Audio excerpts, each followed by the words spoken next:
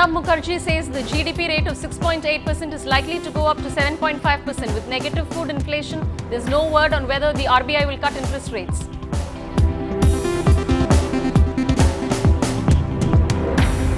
A foot overbridge connecting the Nungambakam railway station with the Loyola College subway collapses. 4 people were injured. Poor maintenance said to be the cause.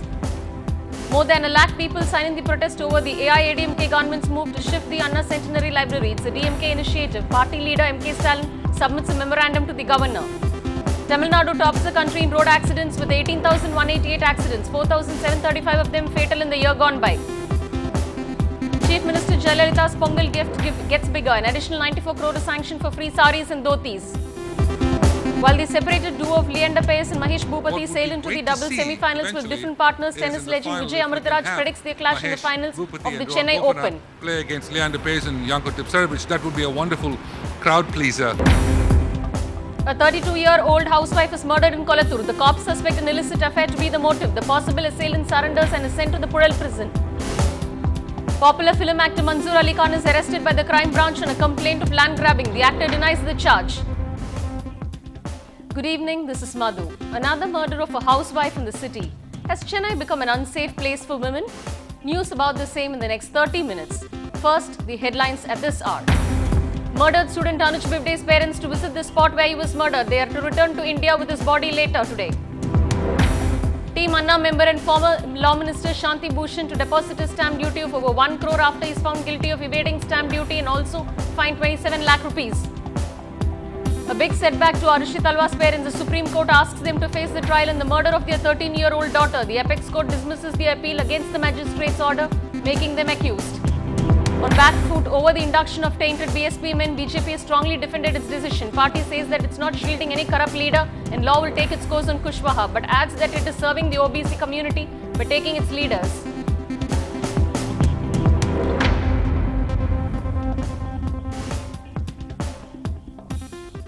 Pranab Mukherjee went hopping from one bank function to another. The finance minister inaugurated the new corporate office of Indian Bank and lauded the growth of the Indian Overseas Bank that has now entered its platinum year, with food inflation turning negative for the first time since 2006, now standing at minus 3.36%, a huge departure from 20% last year the same time.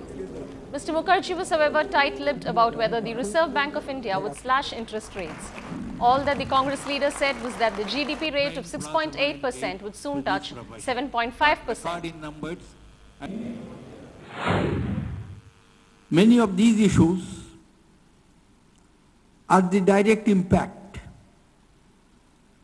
of the deteriorating international economic scenario. Despite that, India still emerges as one of the fastest growing economy because even if our growth projection is 7 and 7.5% during this year, I do hope the basic fundamentals of Indian economy which are strong. Our rate of investment is around 36-37% of GDP. Our rate of savings around 34-35% of GDP. We have a vast number of technically competent professionals, managers, large number of skilled manpower. Moreover, the demographic dividend, which will provide us the opportunity by 2020, more than 60% of Indian population would be of the younger age compared to any part of the world. Based on these basic fundamentals, I have no doubt that we would overcome these shortcomings and it would be possible for us to come back to the path of higher growth trajectory. As part of a campaign to protest the ruling AIADMK's move to shift the Anna Centenary Library from its present location, the DMK has collected more than 1 lakh signatures which will be submitted to the Tamil Nadu governor. DMK Treasurer MK Stalin will lead a delegation of senior functionaries to submit the 1.17 lakh signatures obtained as part of a campaign. Signatures include those of teachers and students of schools and colleges. Among reversal of schemes launched by the previous DMK regime, AIADMK had announced converting the modern library into a children's hospital, drawing flake from the opposition party. The Madras High Court had, however, stayed the shifting of the library from its present premises at Koturpuram. And foot overbridge connecting the Nungambakam railway station with the Loyola College subway collapsed this afternoon, injuring 4 persons.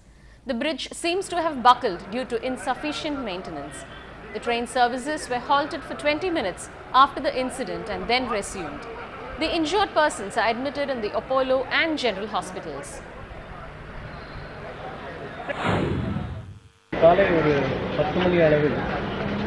Nungambakam railway station October bridge first landing la corrosion nala building given up by the 4 slabs stay undu adula 4 passenger mele irundanga adula they are injured avanga ipo hospital treat pandrom but in the corrosion problem see this is the angle which is below the concrete so andha mari idu pandradhukku we asked them to conduct a drive in all the stations and put an extra member for support if need be. Tamil Nadu continues to be a notorious state for road accidents in the country, with 18,188 accidents reported, claiming 4,735 lives between January and November last year. This is higher by 231 as in the corresponding period in 2010, 4,504 lives were lost according to a data obtained from State Traffic Planning Cell. The data showed that 9,943 persons were taken to hospital during the golden hour by highway patrol vehicles and 7,862 lives were saved. A maximum of 5,492 accidents have happened between noon and 6 p.m, followed by 5,133 between 6 p.m. and midnight. Tamil Nadu government allocated an additional fund of Rs 94 crore towards distribution of free saris and dhotis for the Pongal festival, making the total budget as Rs 350 crore for this year. Approving weavers' demand to increase their wage by 10%, Chief Minister Jayalalitha announced hiking it from Rs 16 to Rs 18.40 per dhoti and Rs 28.16 to Rs 31.68 for a sari, an official release said. Chief Minister has also ordered a complete distribution of these garments to beneficiaries before Tamil New Year, April 14th, it added. Tamil actor Manzoor Ali Khan, who has starred as villain in many Tamil films with top stars including Rajinikanth and Vijaykanth, was arrested today on land grab charges. An official release said he was picked up from his house by a police team based on a complaint from V. Duraivellu, who alleged that the actor had illegally constructed a 16-story property on his 1,247 square feet of land at Arumbakam here. The actor had also threatened the complaint when he had first objected to his encroaching the land. A team of officials from the Central Crime Branch of the Chennai Police arrested Manzoor Ali Khan. Duraivellu had purchased the land for Rs 2.60 lakh in 1994, whose current market value is Rs 1 crore. Over to a shocking news in the city. A 32-year-old lady has been brutally murdered. Reports say that she was suspected of having illicit affairs by her husband. The murderer has surrendered to the police and is right now at the Purel prison.